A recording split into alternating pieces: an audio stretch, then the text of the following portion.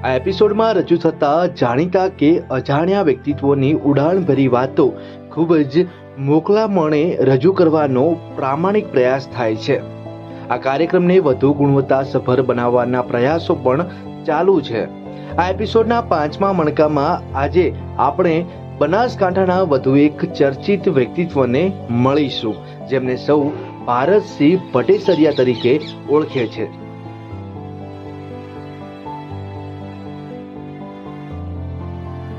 બનાસકાંઠાના કાંકરેજ તાલુકાના મુખ્ય મથક સિહોરીના એક સાધારણ ખેડૂત પરિવારમાંથી આવતા અને સ્વબળે પોતાની આગવી પ્રતિભા ઉપસાવી શકેલા યુવા અગ્રણી ભારતસિંહ ભટ્ટેસરિયા આજ સુધી કોઈ સીધી ચૂંટણી લડ્યા નથી, છતાં રાજકીય ક્ષેત્રે ભારે માનમોભો ધરાવે છે.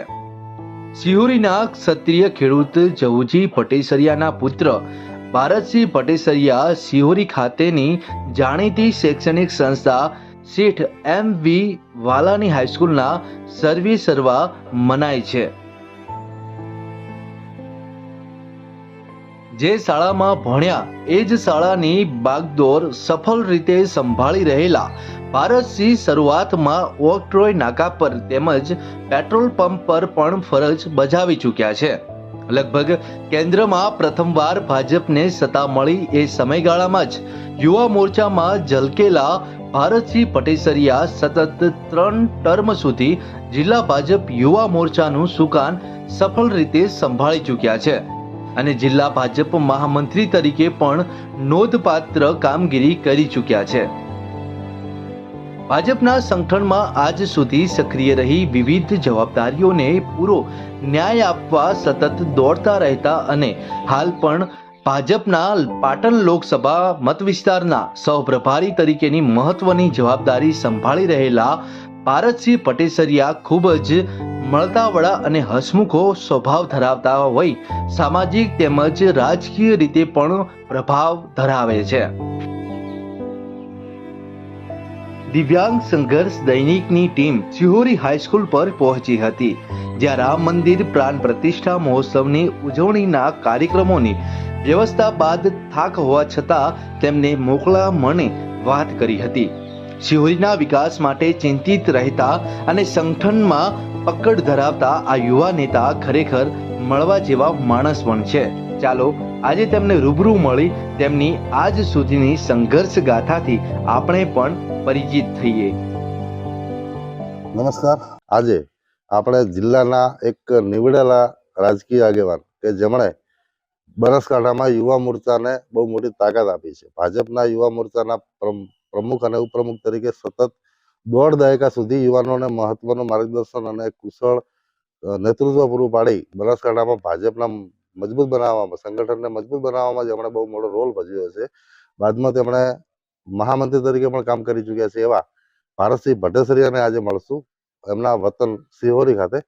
આજે એમના ભૂતકાળને, વર્તમાનકાળને અને ભવિષ્યકાળને ત્રણને આપણે જાણવાની કોશિશ કરીશું. નમસ્કાર ભારતસિંહ, સ્વાગત છે આપનું. અમારા આ દર્શક મિત્રોને આપણા જીવન સફર વિશે જાણકાર કરવા છે, તો શરૂઆત તો તમારા પારિવારિક બેકગ્રાઉન્ડથી જ કરીએ. તમે ક્યાંથી આવો છો, તમારી પારિવારિક સ્થિતિ શું છે અને અભ્યાસ કેટલો? નમસ્કાર, રામ રામ. રામ રામ. આમ સિહોરીનો જ વતની છું અને દરબાર સમાજમાંથી આવું છું. સામાન્ય પરિવારમાં જન્મ થયેલો છે. એક તો નાની ખેતી અને ફાધર મજૂરી કરતા હતા જે વખતે જન્મ થયો એ વખતે. પણ પછી થોડાક નસીબ સારા હતા એટલે ફાધરને PWDમાં ડ્રાઈવર તરીકે કામ મળ્યું અને એનાથી થોડું પરિવાર સુખી થયું એટલે ભણી શક્યા. પરિવારમાં ફાધર અત્યારે છે નહીં, મધર છે. એક નાનો ભાઈ હતો, એ 1996માં કેન્સર થવાથી એનું અવસાન થયું હતું. મારે 2 દીકરા અને 2 દીકરીઓ છે અને પરિવાર ખૂબ સુખી છે. બાળકો શું કરે છે? દીકરો અભ્યાસ કરે છે, એક દીકરો અહીં માર્કેટમાં છે, પરીક્ષાની તૈયારીઓ કરે છે. 2 દીકરીઓના લગ્ન થઈ ગયા છે, એક દીકરાના લગ્ન થઈ ગયા છે, એક દીકરો બાકી છે. તો પરિવારમાં તમે ભાઈ એક જ છો? હા, એક જ. આ વાત થઈ તમારા પારિવારિક બેકગ્રાઉન્ડની. તમે રાજકારણમાં કઈ રીતે આવે? રાજકારણમાં આમ તો સંઘર્ષ કરતા કરતા સ્પોર્ટ્સ સાથે ખૂબ સંકળાયેલો હતો. એટલે સ્પોર્ટ્સ ક્રિકેટ ટીમનો કેપ્ટન હતો. 15 વર્ષ સિહોરી ક્રિકેટ ચલાવ્યું. વોલીબોલ પણ સારું રમતા હતા. એટલે આમ લોકોમાં ખબર હતી કે ભાઈ કોઈ માણસ છે. અને એ રીતે હિન્દુત્વના કામો પણ અમે કરતા હતા. રામચંદ્ર ભગવાનની વાત હોય, વિશ્વ હિન્દુ પરિષદની વાત હોય, બજરંગ દળની વાત, આવું બધું કામ અમે કરતા હતા. પછી મગનસિંહ બાપુ અહીં એક રાજકીય રીતે ભાજપમાં એક્ટિવ થયા. એ પછી નાનું નાનું ભાજપમાં અમે કામ કરવા માંડ્યા. અને પછી 1996માં તો જિલ્લાની જવાબદારી મળી કે જિલ્લાનો પ્રમુખ તરીકે મને દિનેશભાઈ અનાવડીયા અમારા પ્રમુખ હતા. શંકરભાઈ ચૌધરી યુવા મોરચાના જિલ્લાના મહામંત્રી હતા. અને ઉપપ્રમુખ તરીકે જવાબદારી મળી. 2 ટર્મ ઉપપ્રમુખ અને આપે કહ્યું એમ 3 ટર્મ સુધી પ્રમુખ. એટલે 15 વર્ષ સુધી બનાસકાંઠામાં 1996 થી 2010 સુધી યુવા મોરચામાં મેં કામ કર્યું છે.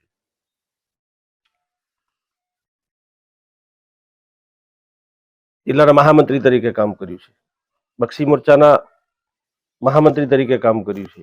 અલગ અલગ રાજ્યોમાં વિધાનસભાની ચૂંટણીઓમાં પણ કામ કર્યું છે. હમણાં વિધાનસભા મહેસાણા વિધાનસભાના પ્રભારી તરીકે પણ હતો. હમણાં પાટણ લોકસભાના સહસંયોજક તરીકે પણ પ્રદેશ ભારતીય જનતા પાર્ટીએ જવાબદારી આપી છે. એમ માત્ર વર્ષોથી 1990-91 થી કામ કરું છું. પણ 1996 થી જવાબદાર કાર્યકર્તા તરીકે કંઈક ને કંઈક નાની મોટી જવાબદારી, એટલે માત્ર સંગઠનનું જ કામ 1996 થી માંડી અને 2024 સંગઠનનું જ કામ કર્યું. 1992 ની વાત કરીએ તો 1992 આસપાસ હું સિહોરીમાં જ મારી શરૂઆત નોકરીની થયેલી, અને એ વખતે આપણો પહેલો પરિચય થયેલો. ત્યારે તમે કદાચ ઓક્ટ્રોય નાકા ઉપર કામ કરતા. તો તમે ક્યાં ક્યાં નોકરી ક્યાં ક્યાં કરેલી, અત્યારે શું કરો છો? હું જ્યારે ધોરણ 10 ની પરીક્ષા પાસ કર્યા પછી 11માં આવ્યો, એટલે એમ થયું કે કંઈક કમાવવું જોઈએ, ઘર ઉપર થોડું ઓછું બર્ડન મળે. પગાર એ વખતે હતો પણ સામાન્ય. આપણે જે કોલેજ જીવન કે સારું ભણવું હોય તો થોડું જાતે કમાવું એવી સ્થિતિ હતી. એટલે એક મિત્રના સહયોગથી પંપ ઉપર નોકરી મળી. પહેલા 11મા ધોરણથી જ 11માં હું અભ્યાસ લાગ્યો અને પછી પંપ ઉપર નોકરી લાગી ગઈ. એટલે 5 વર્ષ મેં પંપે નોકરી કરી અને ભણવાનું ચાલુ રાખ્યું. 5 વર્ષ મેં ઓક્ટ્રોય નોકરી કરી, ભણવાનું ચાલુ રાખ્યું, ગ્રેજ્યુએશન કર્યું. અને નોકરી કરતા કરતા અહીં સ્પોર્ટ્સ સાથે હું સંકળાયેલો હતો. ક્રિકેટ, વોલીબોલમાં મારું ખૂબ સારું નામ હતું. વોલીબોલ રમતા રમતા કોઈએ કહ્યું કે હાઈસ્કૂલમાં ક્લાર્કની જાહેરાત પડી છે. તો બધાએ કીધું કે અરજી કરો, ભણેલા છો. અરજી કરી. અમારા ગામના દરબારો, આખા ગામ ભેગું થયું. એમાં મારી સાથે જે અમારી યુવા ટીમ હતી, અમારા આગેવાનો હતા સંતુભા સહિત, એમને પ્રયત્નો ચાલુ કર્યા. પછી અમારા બીજા બધા ઘણા બધા આગેવાનો, સમુજી છે, ચેહુભા છે, અત્યારે આ દુનિયામાં નથી એવા ઘણા લોકો, મનાજી છે, મેતુભા છે, બધા આખા ગામના લોકો ભેગા થઈ અને કહ્યું મંડળને કે ભાઈ તમે આ છોકરાને, ભણેલા ગણેલા છોકરાને, સ્પોર્ટ્સ સાથે સંકળાયેલા છોકરાને, એને તમે હાઈસ્કૂલમાં નોકરી લો. 95માં મને નોકરી મળી. અને એ પછી મારું જીવન ધોરણ બદલાયું. પછી હું રાજકીય ક્ષેત્રે કામ કરવાનું ચાલુ કર્યું અને પછી રાજકીય કેરિયર મારું ચાલુ થયું. સત્તાવાર રીતે જોવા જઈએ તો તમે ભાજપ સાથે ક્યારે જોડાયા અને કેમ જોડાયા? બસ પહેલા તો જ્યારે જોડાયા ત્યારે બહુ એટલું બધું કઈ શેના માટે કામ કરીએ છીએ એ ખબર નથી, પણ હિન્દુત્વનું નાનું નાનું કામ અમે કરતા હતા. અમે કહ્યું કે રામચંદ્ર ભગવાનનું કોઈ કામ હોય, અથવા તો બજરંગ દળનું કામ હોય, વિશ્વ હિન્દુ પરિષદનું એવું હોય, કોઈ યાત્રા હિન્દુત્વને લગતી હોય તો અમે જોડાતા હતા, કાર્યક્રમો થતા હતા. પણ મગનસિંહ બાપુ સાથે સક્રિયતાથી જોડાયા પછી મગનસિંહ બાપુની મદદ કરવી છે. જ્યારે શરૂઆતમાં જોડાયા તો એમને ફરી ધારાસભ્ય બનાવવા છે, ભાજપની સરકાર બનવી જોઈએ, આ આશયથી જોડાયા હતા. પણ પછી તો સમજણ આવતી થઈ અને પછી આમ જોયું તો આપણા જનસંઘના આગેવાનોએ 1901 જે પાર્ટીમાં હું કામ કરું છું, 1996 થી આજ સુધી સંગઠનમાં અલગ અલગ જવાબદારીઓમાં મેં જે પાર્ટીમાં કામ કર્યું છે, એ પાર્ટીની સ્થાપના 1951 અને એ જનસંઘના અમારા આગેવાનોએ એ વખતે 8-10 લોકોએ નક્કી કર્યું હતું કે અમે સત્તા ઉપર આવીશું તો રામચંદ્ર ભગવાનનું મંદિર બનાવીશું, અમે સત્તા ઉપર આવીશું તો 370 ની કલમ કાઢી અને અખંડ ભારતનું નિર્માણ કરીશું, દરેક લોકો સુધી વિકાસ પહોંચે, 24 કલાક લાઇટ મળે, કોઈ ભૂખ્યું ન રહે, લોકોને ગમે તે દવાખાનામાં જવું હોય તો સરકાર એમને મદદ કરે, આવું એ વખતે નક્કી કર્યું હતું. અને એ આજે મોદી સાહેબ આયુષ્માન કાર્ડના માધ્યમથી ગમે એને દવાખાને જવું હોય તો એ કાર્ડ લઈને દેશની કોઈ પણ હોસ્પિટલમાં જાય, ક્યાંય હાથ લાંબો ન કરવો પડે, એવી વ્યવસ્થાઓ થઈ છે. ઘણી બધી વસ્તુઓ અમે કહી શકાય. રામચંદ્ર ભગવાનનું મંદિર આજે ભગવાન રામ 500 વર્ષ પછી પોતાની જન્મભૂમિ અયોધ્યામાં બિરાજમાન થયાના પહેલી ઘટના છે દેશની કે અયોધ્યામાં પ્રાણ પ્રતિષ્ઠા હોય અને આખા વિશ્વમાં એની ઉજવણી થતી હોય, માત્ર ભારતમાં નહીં, ભારતના દરેક ગામમાં નહીં, ભારતના દરેક સમાજમાં નહીં, વિશ્વમાં એની ઉજવણી થતી હોય. આ અમારા જનસંઘના આગેવાનોએ 1951માં નક્કી કર્યું હતું અને એ એમની વાત આજે નરેન્દ્રભાઈ મોદી સાહેબે પૂરી કરી. એટલે આ હાટું કરીને અમે ભાજપમાં રામ રાજ્ય, ભારતમાં રામ રાજ્ય આવે એના માટે કરીને અમે કામ કરતા. મૂળ ભાજપની વિચારસરણીથી પ્રેરિત થઈ અને તમે રાજકારણમાં આવ્યા. રાજકારણમાં આવ્યા પછીના તમારા અનુભવો કેવા રહ્યા?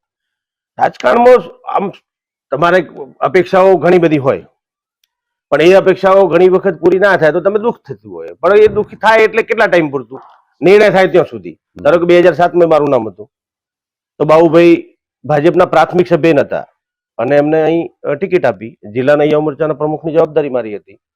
સમાજમાંથી મગનસિંહ બાપુ અપક્ષ લડ્યા, એટલે અહીં તો સમાજ ચૂંટણી લડતા હોય છે, પાર્ટી તો હોય છે, પણ સમાજ, દરબાર સમાજ, ઠાકોર સમાજ આવું હોય છે, તો સમાજ આખું મગનસિંહ બાપુ હાથે જતો રહ્યો. એટલે એ વખતે હિંમત કરીને પાર્ટીને મદદ કરી હતી. મારા જીવનનો સૌથી મોટો સંઘર્ષ એ હતો કે 2007માં બાબુભાઈને ટિકિટ મળી અને એમને વિધાનસભાના ઉમેદવાર તરીકે લઈ હું, અણદાભાઈ પટેલ, સુખદેવસિંહ સોઢા, આદરણીય પૃથ્વીરાજસિંહ, આવા એકદમ ઓછા કાર્યકર્તાઓ એમની સાથે હતા. ઘણા એવા કાર્યકર્તાઓ હતા કે એમની પાસે જવાબદારી હતી તો એમને ઘર પકડ્યું હતું. એ બલરામની ભૂમિકામાં હતા, બરાબર. એ વખતે તો આપણે ત્રેતાયુગ ને સતયુગની વાત કરીએ તો એવું કહેવાય છે કે બલરામના ઇતિહાસ નથી હોતા, પણ હવે તો આજના યુગમાં એવું કઈ છે નહીં. અત્યારે તો જે લોકો બલરામ હોય એમને ક્યાંક મોટી સફળતાઓ મળતી હોય છે. વાત કાંકરેજ તાલુકાની કરીએ તો સત્તાવાર ઉમેદવાર સામે નારાજગીનો દોર લગભગ છેલ્લી ચૂંટણી સુધી પણ જોવા મળ્યો છે, અને એ તો ગૌણ વસ્તુ છે. પણ તમે જે દેશભરના વિસ્તારોમાં, મેં સાંભળ્યું એ રીતે તમને મહારાષ્ટ્રમાં પણ જવાબદારી આપેલી છે, પાટણ, કડી બધી વિધાનસભાઓમાં પણ તમને મહત્વની જવાબદારી આપેલી છે. તમે સંગઠનમાં પણ ઘણું સારું કામ કર્યું છે. 1996 થી 2001 સુધી તમે ભાજપ યુવા મોરચાના ઉપાધ્યક્ષ તરીકે રહ્યા. પછી 2001 થી 2010 સુધી ભાજપ યુવા મોરચાના પ્રમુખ તરીકે રહ્યા. સંગઠન પર્વમાં ઇન્ચાર્જ રહ્યા 2009માં. 2010 થી જિલ્લા ભાજપ બક્ષી મોરચાના મહામંત્રી તરીકે પણ તમે સેવા આપી છે. મહામંત્રીનું પદ એ બહુ મહત્વનું પદ કહેવાતું હોય છે અને તમે એ પણ સફળ રીતે જવાબદારી નિભાવી ચૂક્યા છો. તો બનાસકાંઠામાં ભાજપના સંગઠનને વધુ મજબૂતી ક્યારે મળી અને કેવા સંજોગોમાં મળી? બનાસકાંઠામાં નહીં, આખા ગુજરાતમાં. નરેન્દ્રભાઈ મોદી સાહેબ ગુજરાતના મુખ્યમંત્રી બન્યા એ પછી કાર્યકર્તાઓને કામ કરવાની તાકાત વધી, કારણ કે નરેન્દ્રભાઈએ જે વિકાસ કર્યો એટલે કામ કરવાની તમારી તાકાત વધી ગઈ. તમે લોકોને કહી શકવા માંડ્યા કે અમે આ લાઇટ આપી છે, અમે શાળાના ઓરડાઓ બનાવ્યા છે, અમે વેલ ક્વોલિફાઈડ શિક્ષકોની ભરતી કરી છે, અમે ગામડે ગામડે પાણી પહોંચાડ્યું છે, અમે 24 કલાક લાઇટ આપી છે. દેશની આઝાદી પછી અંધારું જ હતું. આમ લગ્ન કરવાના હોય ને તોય બે ફોન પેલા ફોનસ વાળા કેવું રાખવા પડતા કે મારે ત્યાં વરઘોડું છે તો બે ઉપાડી કે પેલી બે એને શું કહેવાય પેટ્રોમેક્સ, એવું કરવું પડતું. એવું વર્ષો સુધી જોયું છે. એટલે આ મોદી સાહેબ આવ્યા પછી આ બધું કર્યું. એટલે અમે, અને હું પોતે, તમે જે વાત કરી કે તમે આટલા વર્ષોથી સંગઠનનું કામ કરો છો, તો મેં તો સારા સમયમાં કામ કર્યું છે. ભાજપના સારા, અમારા જનસંઘના આગેવાનો, ભાજપના આગેવાનો એવા સમયે કામ કરતા હતા કે જયારે એ 5 લોકોની બેઠક લેવા જાય ને 25 લોકો ભેગા થઈ જાય, રાજી થઈ જતા. તાલુકા પંચાયતની ચૂંટણી લડતા હોય અને ડિપોઝિટ બચી જાય ને તો એ મીઠાઈ વેચતા હતા. એટલે સંઘર્ષમાં તો અમારા આગેવાનોએ કામ કર્યું છે. અમે તો બસ નરેન્દ્રભાઈના સમયમાં મોદી સાહેબ ગુજરાતમાં આવ્યા અને એ પછી અમને તક મળી છે. ઠીક, થોડો સમય સંઘર્ષ હતો, પણ 2002 પછી તો મોદી સાહેબ ગુજરાતમાં આવ્યા અને પછી તો કામ કરવાની ખૂબ મજા આવી છે. અમને કઈ તકલીફ નથી પડી. અમે જે કઈ, મને જે સારી જવાબદારીઓ મળી, હું 10 વર્ષ જિલ્લાનો યુવા મોરચાનો પ્રમુખ રહ્યો, જિલ્લાનો મહામંત્રી રહ્યો, કે મને અન્ય જગ્યાએ વિધાનસભામાં મૂક્યો હોય કે અન્ય રાજ્યોમાં મૂક્યો હોય, પણ એ ખૂબ સારા સમયમાં નરેન્દ્રભાઈ એ જયારે કામ કરવાનું ચાલુ કર્યું, વિકાસ કરવાનું ચાલુ કર્યું, એ તો કરેલું જ અમારે જઈને કહેવાનું હતું. એટલે એમાં અમને કામ તકલીફ પડી જનસંઘના આગેવાનોને. અને જયારે અટલજીએ ભાજપની સ્થાપના કરી, પહેલા અધ્યક્ષ બન્યા, એ પછી જે આપણી ચાલુ થયું પાર્ટીનું કામ, એમાં જે આગેવાનોએ કામ કર્યું છે એ લોકોએ ખૂબ સંઘર્ષમય કામ કર્યું છે. અમે તો આમ દોડતા દોડતા આનંદમય રીતે કામ કર્યું છે. આ ઠીક, પ્રવાસ કર્યો, મહેનત કરી, પણ કામ કરવા માટે અમારી પાસે સ્ટેન્ડ હતું. અમારી પાસે નરેન્દ્રભાઈ મોદી સાહેબ હતા, નરેન્દ્રભાઈ મોદી સાહેબનું કામ હતું, એટલે અમને કામ કરવાની ખૂબ મજા આવી. કહી શકાય એવા કામ હતા એટલે આપણો ઉત્સાહ વધે, સ્વાભાવિક છે. વાત રહી આપણે કાંકરેજમાં ભાજપની પ્રથમ સીટ ક્યારે આવી, કઈ સાલમાં આવી? મગનસિંહ જ આવ્યા હા, 1998 થી મને એમ છે મગનસિંહ બાપુ જીત્યા પહેલી વખત, પછી 2007 બાબુભાઈ જીત્યા, અને પછી 17 કીર્તિસિંહ વાઘેલા, એટલે 3 વખત ભાજપ જીત્યું.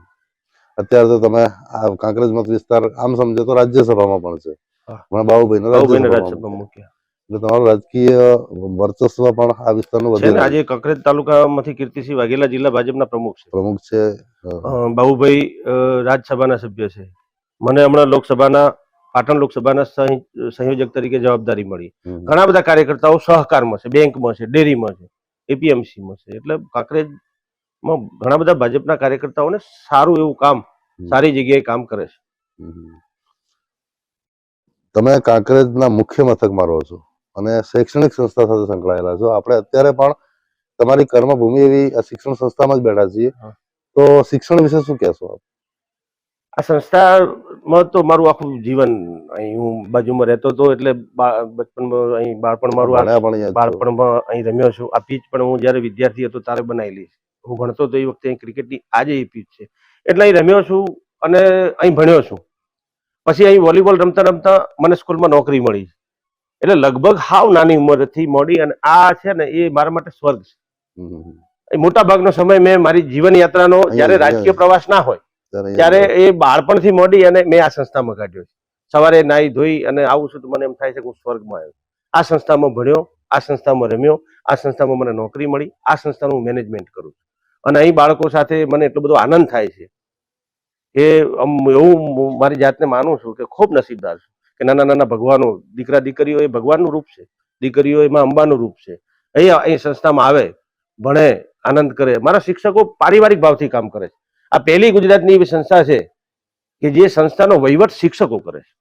અમારું મંડળ ક્યારે પૂછવા આવતું નથી કે શું થયું, કેટલી ગ્રાન્ટ આવી, તમારે શું જોવે છે, કઈ ઘટે છે, કશું જ નહીં. ટોટલ વહીવટ મારી સ્કૂલના પ્રિન્સિપાલ અને મારા શિક્ષકો કરે છે. અહીં મારા એક પ્રિન્સિપાલ સુરેશભાઈ ઠક્કર હમણાં નિવૃત્ત થયા છે, તો એ નિવૃત્ત થયા પછી પણ રેગ્યુલર સ્કૂલમાં આવે છે, માનવ સેવા આવે છે. કશું 1 રૂપિયો લીધા વગર. એમના મિસિસ છે શિક્ષિકા તરીકે, પ્રતિમાબેન. પણ બંને લોકો ટોટલ ઘણું બધું આર્થિક પોતે ઘસાઈને પણ આ સ્કૂલ તમને જે સ્વર્ગ જેવી લાગે છે ને, સરસ મજાનો બગીચો, ક્યાંય તમને કચરો જોવા ન મળે, અને તમે ચાલુ સ્કૂલે આવો ને તો અમારી સ્કૂલમાં એટલી બધી ડિસિપ્લિન, દીકરીઓ માટે અલગ બધી વ્યવસ્થા, એમની માટે શૌચાલયની વ્યવસ્થા અલગ, એમના માટે પાણીની વ્યવસ્થા અલગ, એમના માટે બેઠકની વ્યવસ્થા અલગ, દીકરાઓ માટે અલગ વ્યવસ્થા. આ બધું જ અમારા શિક્ષકો નાનું એક એક છોકરાની માહિતી, એક એક દીકરીની માહિતી એમની પાસે. આ ઉપલબ્ધિની વાત થઈ, ખૂટે છે શું શિક્ષણમાં? સિહોરી માટે શું ખૂટે? સિહોરી માટે કોલેજની જરૂર છે, અને એ કોલેજ જયારે કીર્તિસિંહ શિક્ષણ મંત્રી હતા એ વખતે સિહોરીમાં એમણે મંજૂર કરાવી હતી, પણ સિહોરીની કમનસીબી એ છે કે અહીં ગામતળની જગ્યા નથી. એટલે અહીં સારું બસ સ્ટેન્ડ બનાવવું હોય, લોકો એવું કહે છે કે ભાઈ બસ સ્ટેન્ડ નથી બનાવતા, લોકો એવું કહે છે કે ભાઈ કોલેજ નથી બનાવતા, લોકો એવું કહે છે કે જે સગવડ મળવી જોઈએ એ સરકાર કોઈ પણ જાતના ભેદભાવ વગર તાલુકાના મથકને આપે છે. મોડેલ સ્કૂલ પણ આપે, બસ સ્ટેન્ડ પણ આપે, કોલેજ પણ આપે, પણ જગ્યા તો હોવી જોઈએ. જગ્યા નથી, એના અભાવે અમે આ મોડેલ સ્કૂલ સિહોરીમાં આવી, અમે રતનપુરા કરી, કોલેજ આવી તો અમે રતનપુરા કરી, હવે બસ સ્ટેન્ડ રતનપુરા કરીએ તો મેળ આવે. એટલે સરકાર ખુલ્લા મને જે રીતે આયુષ્યમાન કાર્ડ કોઈ પણ જાતના ભેદભાવ વગર આપે છે, 108 કોઈ પણ જાતના ભેદ વગર તમારે ત્યાં આવે છે, 2000 રૂપિયા અને વર્ષે 6000 રૂપિયા ખેડૂતના ખાતામાં, એના સીધા કોઈ પણ જાતના એ ભાજપને મત આપતો હોય કે ના આપતો હોય એના ખાતામાં જતા રહે છે. એ જ રીતે સરકાર જે તાલુકાના મુખ્ય મથકને મળવું જોઈએ ત્યાં ધારાસભ્ય ભાજપનો હોય કે ના હોય, ખુલ્લા મને સરકાર આપે છે, પણ ત્યાં ગામતળની જગ્યા, અમે કમનસીબ છીએ કે અમારે ત્યાં ગામતળની જમીન નથી. તો એનો કોઈ વિકલ્પ તો હોય છે? હા, એના રસ્તા કાઢવાનો પ્રયત્ન કરીએ છીએ, અને કોઈ દાતા ઉભા કરી અને જગ્યા લઈ અને પછી સરકારમાં વિનંતી કરીએ કે ભાઈ અમારી પાસે જગ્યાની વ્યવસ્થા છે, તમને બસ સ્ટેન્ડ આપો. કોલેજ તો લગભગ મંજૂર થઈ ગયેલી છે રતનપુરા. આપણે સર્વિસ રોડ પર અહીંયા કરવાની વાત ચાલતી હતી વચ્ચે. હા, એ પણ કીર્તિસિંહ ધારાસભ્યતા એ વખતે વિષય હતો કે ભાઈ આ છોકરાઓ જે મોડેલ સ્કૂલમાં ચાલતા જાય છે એમને ક્રોસ કરતા તકલીફ થાય છે, તો એમના માટે કંઈક સર્વિસ રોડની વ્યવસ્થા થાય તો એના માટે પ્રયત્નો કરજો, અને એમણે પ્રયત્ન પણ કર્યા છે. સિહોરનું બસ સ્ટેન્ડ જે છે એ હાલમાં પણ જૂનું બસ સ્ટેન્ડ બંધ હાલતમાં છે, બધી બસો બાયપાસ જાય, તો એ ગામમાં લોકલ સર્વિસ આવી શકે એવા કોઈ રજૂઆતો થઈ છે ખરા? બસ સ્ટેન્ડમાં બસ ના આવવાનું કારણ શું છે કે હાઈવે પર એક તો મોટો બ્રિજ બની ગયો, વળવાની જગ્યામાં, અને પહેલા બસો આવતી હતી બસ સ્ટેન્ડમાં, અને આ બસ સ્ટેન્ડ હાલ નવું કરવું હોય તો રિનોવેશન થઈ જાય, હમ. પણ બસ બજારમાં આવી શકતી નથી, કારણ કે હાઈવે બનતા બસ અંદર વળી શકે એવી સ્થિતિ જ નથી. જગ્યા રહી નથી. એટલે બસ એટલે એ તકલીફના કારણે આનું રિનોવેશન થતું નથી, કારણ કે બસ સ્ટેન્ડ સારું કરે, બસ સ્ટેન્ડ બસ જ બજારમાં ના આવતી હોય તો એનો કોઈ મતલબ નથી. એટલે સારું બસ સ્ટેન્ડ હાઈવે પર ક્યાંક બને એના માટે અમે ભાજપના બધા જ આગેવાનો પ્રયત્ન કરીએ છીએ. એવું ઘણા બધા દાતાઓને પણ કીધું છે કે તમે એક જગ્યા લઈ લો અને સરકારમાં વિનંતી કરીએ તો પીપીપીના ધોરણે આવું થાય છે. સરકારે ઘણી જગ્યાએ આવા બસ સ્ટેન્ડો આપ્યા છે કે જો જગ્યા ના હોય અને કોઈ દાતા તૈયાર થાય, એ સરકારમાં અથવા ગામને જગ્યા આપવા તૈયાર હોય તો ત્યાં સરકાર બસ સ્ટેન્ડ આપતા હોય. સિહોરીમાં જોવા જઈએ તો ગ્રામ પંચાયતનો વહીવટ પણ મોટા ભાગે ભટ્ટસરિયા પરિવાર પાસે રહ્યો છે. હા. શાંતુબા આજે પણ સરપંચ જ છે. હમ. એટલે આ ગામના વિકાસમાં તમારા પરિવારનો સિંહ ફાળો કહી શકાય.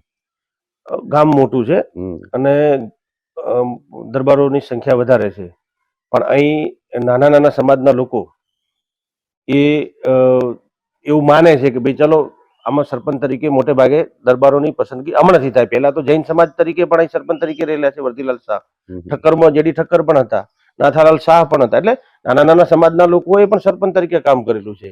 પણ અહીં ધારો કે આવડું મોટું ગામ છે, મોટા ભાગે દરબારો છે, તો તાલુકા પંચાયતનો ડેલિગેટ નાના સમાજનો ચૂંટાય.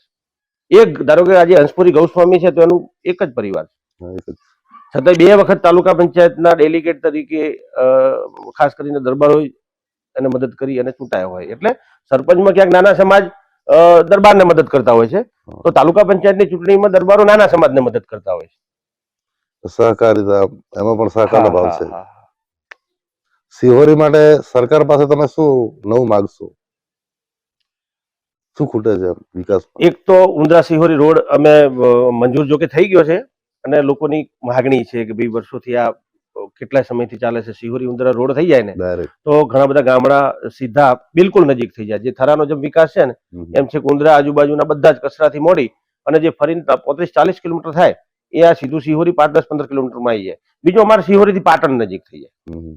એટલે એ મથામણ કરીએ છીએ, પણ રસ્તો મંજૂરે થઈ ગયો તો પૈકી કોન્ટ્રાક્ટરે ત્યાં આવીને જોયું તો એને કઈ તકલીફ થઈ એટલે નાહી ગયા, ફરી પાછું ટ્રેન્ડિંગ થયું છે નવા. એટલે એક આ સિહોરી ઉંદરા રોડ ઝડપથી થઈ જાય એના માટેનું છે. શૈક્ષણિક સંકુલો અમારા મસ્ત થઈ ગયા છે. પ્રાઇમરીના શૈક્ષણિક સંકુલો ખૂબ સારા, એક મંજૂર થઈ, એક તો થઈ ગયું છે, બીજું મંજૂર થઈ ગયું છે. તો મારી બાજુમાં જે શૈક્ષણિક સંકુલ છે એ ડેમેજ થઈ ગયું છે, તો આપણે પ્રાઇમરીમાં જઈને એવું કહ્યું છે કે ભાઈ તમે આ તમારું ડેમેજ કરી નાખો, તોડી નાખો, અને નવું સંકુલ બને ત્યાં સુધી પ્રાઇમરીના બાળકો એ મારી હાઈસ્કૂલમાં ભણશે. એટલે એ સગવડ આપવાનું અને નવું સંકુલ મંજૂર થાય એના માટે યોગ્ય જગ્યાએ રજૂઆત પણ આપણે કરી છે. આજે આપણે એવા દિવસે મળ્યા છીએ કે જ્યારે આખો દેશ ભગવાન રામમાં મય થઈ ગયો છે, મગ્ન થઈ ગયો છે. અને તમારી જે વાત સાંભળી, મેં જે હું જાણું છું એ પ્રમાણે પણ 1991-92 તમારી એન્ટ્રી છે ભાજપમાં. તમે રામના નામથી કે ધાર્મિકતાના જે ભાજપના વિચારો છે એના આધારે જ તમે રાજકારણમાં આવેલા છો.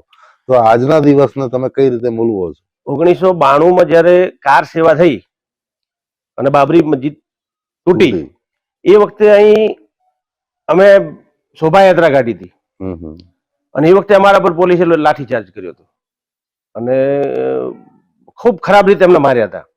લગભગ 17 ગુના અમારા ઉપર દાખલ કર્યા હતા 1992માં. અને એ પછી એ બધું ચાલતું રહ્યું અને કુદરતી સરકાર ભાજપની બની, કેશુભાઈ મુખ્યમંત્રી બન્યા એટલે જે ખોટા ગુનાઓ દાખલ કર્યા હતા એમાંથી 16 ગુના નીકળી ગયા. એક કેસ અમારા ઉપર ચાલતો હતો 92 થી, એ 2022માં અમે નિર્દોષ છૂટ્યા. હમણાં આટલા વર્ષ સુધી મારા ઉપર કેસ ચાલ્યો અને ખૂબ સંઘર્ષમાં. એ વખતે તો ભગવાન રામનું નામ લઈને નીકળી તોય કોંગ્રેસના લોકો પોલીસને કહીને સીધો લાઠીચાર્જ કરાવતા હતા. તમે રામનું નામ લઈ ના શકો, હિન્દુત્વની વાત ના કરી શકો, આવી સ્થિતિ હતી. અમારી સાથે રેલીમાં જોડાયેલા લોકો હોય પણ ખબર પડે કે આગળ પોલીસ છે તો અમે 100 લોકો હોઈએ તો એમાંથી 10 લોકો જોઈએ, બાકીના લોકો નીકળી જતા. આ પોલીસ લાઠીચાર્જ કરતી. એટલે ભગવાનના કામે પણ અમે નીકળતા, ભાજપના કામે નીકળ્યા મારે બરાબર છે, પણ ભગવાનના કામે નીકળતા તો એમને પોલીસ મારતી, અમારા પર ગુનો દાખલ કરતી. અને આવું ખૂબ અમારી સાથે તારીખે ચાલતા ચાલતા કેટલાય રામ ભક્તોનું અવસાન થયું છે. અમે કોર્ટમાં એમના દાખલા રજૂ કર્યા છે, અને બધા જ લોકો સિહોરીના, એક જ અનંતાભાઈ પટેલ સિહોરી બારના લગભગ 24-25 લોકો ઉપર ગુના દાખલ થયા હતા, અને એ બધામાંથી લગભગ 5 લોકો આ દુનિયામાંથી જતા રહે. અને એમાંથી ઘણા લોકો ત્યાં અયોધ્યા પણ પહોંચ્યા હતા, દર્શન કરવા ગયા હતા. બરાબર. એટલે આ ઘણા બધા સંઘર્ષ પછી એ આ બધું થયું છે. અને મેં હમણાં વાત કરી એમ, જનસંઘની સ્થાપના વખતે અમારા આગેવાનો નક્કી કરી હતી કે અમે જ્યારે સત્તામાં આવીશું ત્યારે જેટલા વર્ષે આવીએ ભગવાન રામનું મંદિર અમે અયોધ્યામાં બનાવીશું. 500 વર્ષ પહેલા બાબરે નામના આતંકવાદી આ મંદિર તોડ્યું એ પછી આપણે બધા જાણીએ છીએ. લગભગ 77 જેટલા યુદ્ધો થયા, 4 લાખ જેટલા રામ ભક્તોએ બલિદાન આપ્યા, છતાંય ભગવાનને અયોધ્યામાં કોઈ ના જોઈ શક્યા. સરકાર, લોકશાહી આવી, દેશ આઝાદ થયો, સરકારો બની, તો એ વખતે લોકોની અપેક્ષા હતી કે ભગવાન રામનું મંદિર બને. અને આ સરકાર કેબિનેટમાં એવું નક્કી કરે કે આ મસ્જિદ તોડો અને ભગવાન રામનું કારણ કે ભગવાન ત્યાં જન્મ્યા હતા, અયોધ્યામાં જન્મ્યા હતા. આખા દેશમાં દરેક ગામમાં ભગવાનનું મંદિર હોય, ગામડામાં મંદિર હોય, તમારા ગામમાં નાના ગામમાં રામજી મંદિર હોય. અને જો ભગવાન જન્મ્યા હતા ત્યાં મસ્જિદ 500 વર્ષ સુધી રહી, તો આ સરકારોએ મદદ તો ન કરી, મસ્જિદ ન તોડી, ઉલટાનું કોર્ટમાં એફિડેવિટ કર્યા. કપિલ સિબ્બલે તો કોર્ટમાં એફિડેવિટ કર્યું હતું કે રામ ભગવાન છે ને, આ બધું કાલ્પનિક છે. રામ સેતુ નથી, નથી હનુમાનજી, નથી રામચંદ્ર ભગવાન, નહીં માતા સીતા, બધું જ કાલ્પનિક છે. હું એફિડેવિટ કર્યું. મદદ કરવાની વાત તો છોડો. અને રામનું નામ લે, રામ ભક્તો અયોધ્યા જતા હોય તો આ લોકોના માણસો ટ્રેનો હળગાવતા હતા, રામ ભક્તોને જીવતા બાળી નાખતા હતા.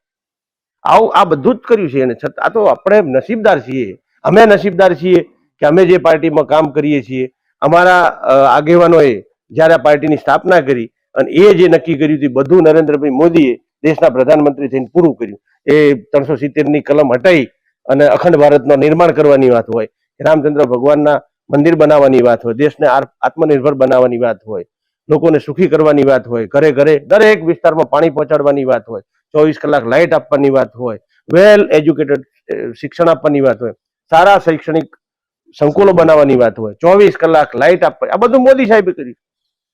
ખાસ કરીને રામ મંદિરના પરિપ્રેક્ષમાં જઈએ તો આજના ઉત્સવ ને આજે આખા દેશમાં રામ ઉત્સવ મનાઈ રહ્યો છે. મેં સાંભળ્યું એમ તમે પણ થાકીને જ આવેલા છો ભાષણ કરીને, રેલીમાં ભાગ લઈને.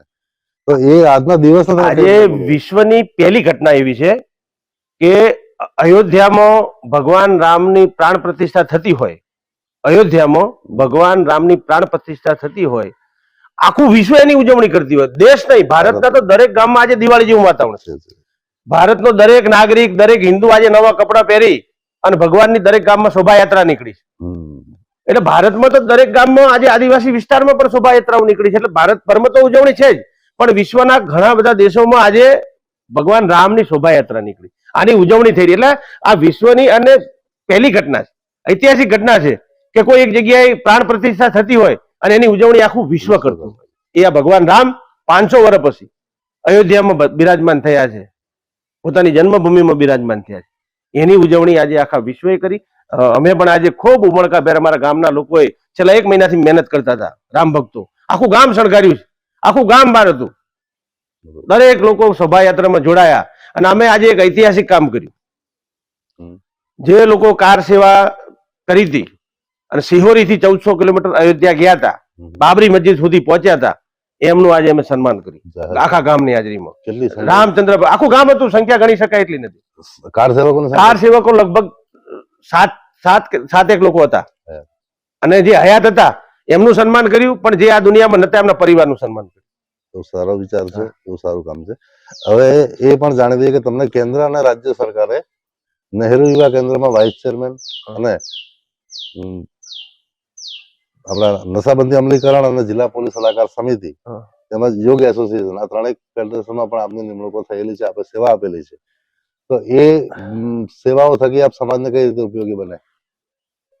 યોગ છે એ સરકારની કે રાજ્ય સરકારની, કેન્દ્ર સરકારની નથી, પણ એક યુનિટ દ્વારા યોગ એસોસિએશનની સ્થાપના કરવામાં આવી હતી. એમાં મગનસિંહ બાપુને જિલ્લાના પ્રમુખ બનાવ્યા હતા, મગનસિંહ ધારાસભ્ય હતા એ વખતે, અને મને ઉપપ્રમુખ બનાવ્યો હતો. અને એ વખતે અમે યોગનું નાનું નાનું કામ કરતા હતા. અને એ તમે જો આજે નરેન્દ્રભાઈ મોદી સાહેબે આખા વિશ્વને યોગ થકી આખા વિશ્વના આરોગ્યની ચિંતા કરી છે. એટલે એ વખતે અમે આ કામ કરતા હતા. અમારી શાળામાં, દરેક શાળામાં કાર્યક્રમો કરી અને ભાવનગરથી એક ટ્રેનર આવ્યા હતા અને એ ટ્રેનરના માધ્યમથી ઘણી બધી શાળાઓમાં યોગનું કામ અમે જે તે વખતે કર્યું.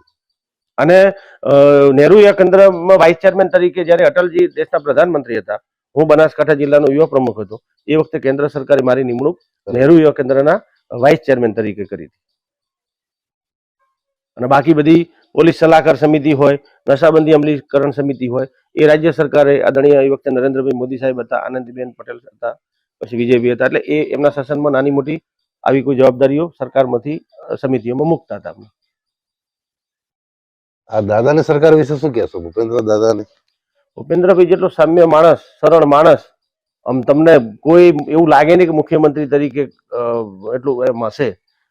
દોડી દોડીને કામ કરવાનું, સરસ મજાનું કામ કરવાનું, કોઈ પણ જાતના ભેદ વગર કામ કરવાનું, નાના માણસ થઈને કામ કરવાનું. ખૂબ નરેન્દ્રભાઈએ જે શરૂઆત કરી છે ને એ જ પ્રમાણે આદરણીય આનંદીબેને કામ કર્યું છે, એ જ પ્રમાણે આદરણીય વિજયભાઈએ કામ કર્યું છે, અને એ જ લાઈનથી આદરણીય ભૂપેન્દ્રભાઈ કામ કરી રહ્યા છે અને ગુજરાતનો વિકાસ કરી રહ્યા છે.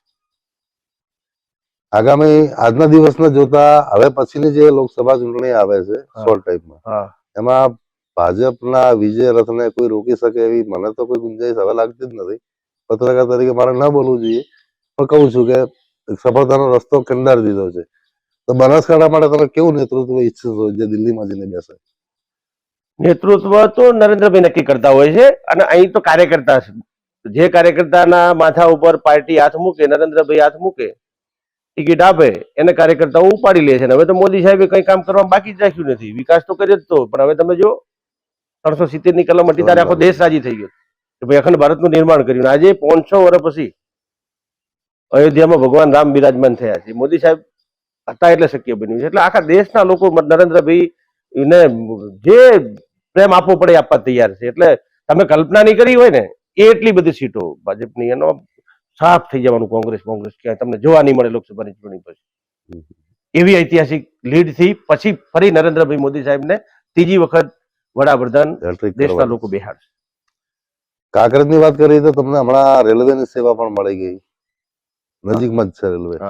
કદાચ સિહોરીનું રેલવે સ્ટેશન બન્યું છે પણ બહુ દૂર છે, લગભગ 5-7 કિલોમીટર જેવું છે. હાઈવે પ્રોજેક્ટ પણ મળેલો છે. હવે 6 લેન પ્રોજેક્ટ પણ આપણો થરાદ અમદાવાદ આવી રહ્યો છે. તો સિહોરીના વિકાસના તમે ભવિષ્યની દ્રષ્ટિએ કઈ રીતે જોઈ રહ્યા છો? રેલવે સિહોરીના નામથી જ મંજૂર થયું હતું. તાલુકાના મુખ્ય મથકથી એ વખતે અમારા જે તે આગેવાનો હતા એમણે મહેનત કરી, ડિઝાઇન તૈયાર કરી, ઉપર રજૂઆત સરકારમાં કરી, અને એ થયું. પણ પછી થોડું સિહોરીથી દૂર એટલે ઉમરીથી થયું. પણ અહીં રેલવે આવી એ મહત્વની. આઝાદી પછી અમારા કાંકરેજ વિસ્તારે તો રેલવે જોઈ જ નથી. અમારે રેલવે જોઈ ભીલડી જવું પડતું, રેલવે જોઈ પાટણ જવું પડતું, રેલવે જોઈ રાધનપુર જવું પડતું, રેલવે જોઈ દિયોદર જવું પડતું. અહીં તો રેલગાડી અમારા લોકોએ જોઈ જ નથી. પણ અહીં રેલવે અમારા ત્યાં આવી છે તો રેલવે આવી છે તો વિકાસ. જે રીતે ગામડા સુધી રસ્તાઓ પહોંચ્યા તો ગામડાનો વિકાસ થયો, ગામડા સુધી 24 કલાક લાઇટ પહોંચી તો ગામડાઓનો વિકાસ થયો, ગામડા સુધી પાણી પહોંચ્યું તો ગામડાઓનો વિકાસ થયો. એ અમારે રેલવે બાકી રહેતી હતી, એ અમને મળી ગઈ છે. એટલે અમારો આને વિકાસ ચારે બાજુ ખેડૂત, દરેક વિસ્તારમાં, દરેક ફિલ્ડમાં વિકાસ.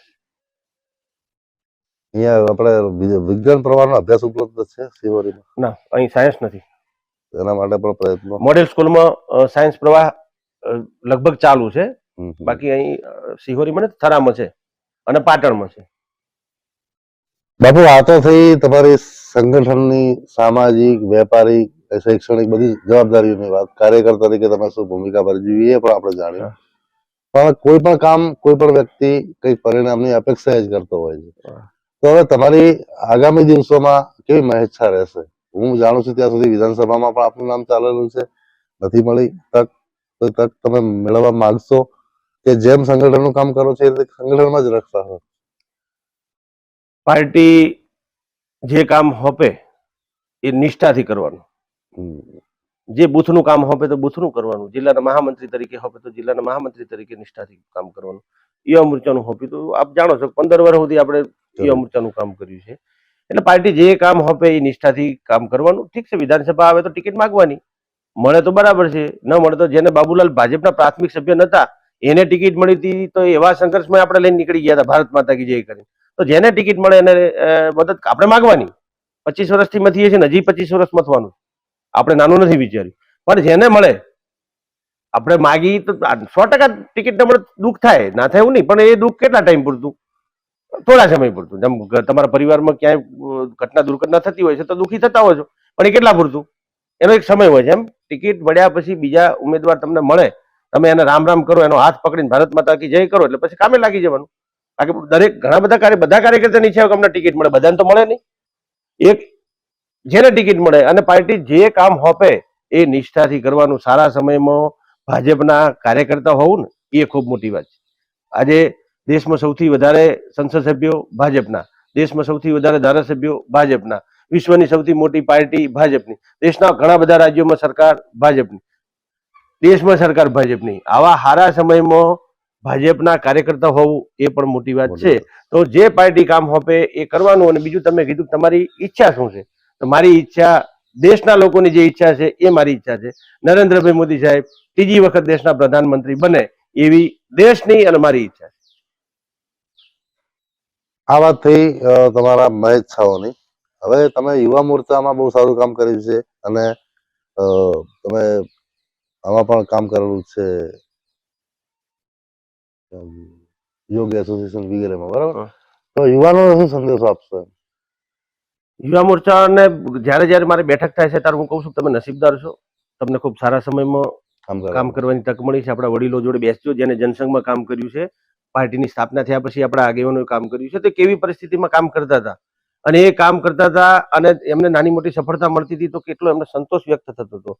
કોઈ પણ જાતની અપેક્ષા વગર નરેન્દ્રભાઈ મોદી સાહેબ જે રીતે દેશનો વિકાસ કરે છે, વિશ્વમાં ભારતનું નામ, ભારતીયનું નામ રોશન કરે છે, અખંડ ભારતનું નિર્માણ કર્યું છે, રામચંદ્ર ભગવાનનું મંદિર બનાવ્યું છે. તો હવે તમારે નરેન્દ્રભાઈ જે કામ કરે છે એમાં તમારે સૈનિક તરીકે મદદ કરવાની છે. સારા સમયમાં સંગઠનમાં જવાબદારી મળી છે તો તાકાતથી દોડીને કામ કરો. કાર્યકર્તા તરીકે કામ કરો છો તો જેટલું હોપે એટલું કરો, પણ નિષ્ઠાથી યુવા મોરચો કામ કરે, તાકાતથી કરે, સારા સમયમાં કામ કરવાનું છે. નરેન્દ્રભાઈએ ખૂબ કામ કર્યું છે, એ જઈને લોકો વચ્ચે મૂકવાનું છે. અને હવે તો લોકોને ખબર પડે છે કે 108 આવે છે, આયુષ્માન કાર્ડ આવે છે, 1000 રૂપિયા ખાતામાં જમા થાય છે, પાણી આવ્યું, નર્મદાનું આપણા ગામમાં તળાવ ભરાય છે, એ મોદી સાહેબે કર્યું છે. બધાને ખબર છે. તમારા કોંગ્રેસ વાળા પાસે કોઈ વાત કશું કહીએ કેવી જગ્યા જ નથી કે અમે આ કર્યું છે એવું કહી. તો એવું શું કહીએ કે એવું કહે કે અમે મંદિર, આ રામચંદ્ર ભગવાનનું મંદિર અમે નહોતું બનવા દીધું, અમે કોર્ટમાં જઈને આડા થતા હતા, એવું કહીએ કે? દેશની આઝાદી પછી નર્મદાના કોર્ટે જઈને એના વડાપ્રધાને પત્રો મૂક્યો હતો અને એવું 50 વર્ષ સુધી ભાષણો કર્યા, અમે સરકારમાં આવીશું પાણી પહોંચાડી છે. નહીં, ટાળી એમને નથી 50 વર્ષ સુધી. આ તો કેશુભાઈ મુખ્યમંત્રી બન્યા પછી મોદી સાહેબ આવ્યા એટલે આ ડેમનું કામ થયું, પાણી પહોંચ્યું. એટલે આપણી યુવા મોરચાના કાર્યકર્તાઓને તો હવે તાકાતથી કામ કરવાનું છે. નરેન્દ્રભાઈ જે કરે એ ઢોલ વગાડીને કહેવાનું છે. આ હતા ભારતસિંહ ભટ્ટાચાર્ય, જેમણે એમના પારિવારિક, રાજકીય, સામાજિક બધા પાસાઓ વિશે બહુ મોટો પ્રકાશ પાડ્યો. એમની પાસેથી આપણે ઘણું બધું જાણ્યું, કંઈક પ્રેરણા પણ મેળવી કે સંઘર્ષ કરીને જીવનમાં સફળતા પણ મેળવી શકાય છે. એનું પોતે ઉમદા ઉદાહરણ પણ છે. આવતા અંકમાં આપણે કોઈ નવા પાત્રને મળીશું. ત્યાં સુધી રજા આપશો. નમસ્કાર.